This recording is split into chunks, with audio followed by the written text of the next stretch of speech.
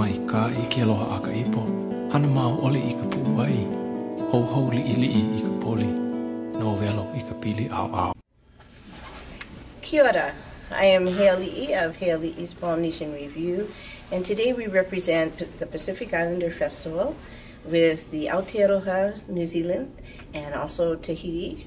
We'd like to share with you dances from New Zealand with our females coming in with a chant and going into the poi balls, our men showing you the strength of their haka, and then in Tahiti, they're going to show you an aparima, which talks about the warriors and the beautiful women of Tahiti with their oteas and their lovely flowers and their more skirts. We are a part of Jonathan Tarr Foundation from the very beginning, as Jonathan was one of my students, and he passed away at 17. And so this is a very heartfelt for us as well. Mahalo.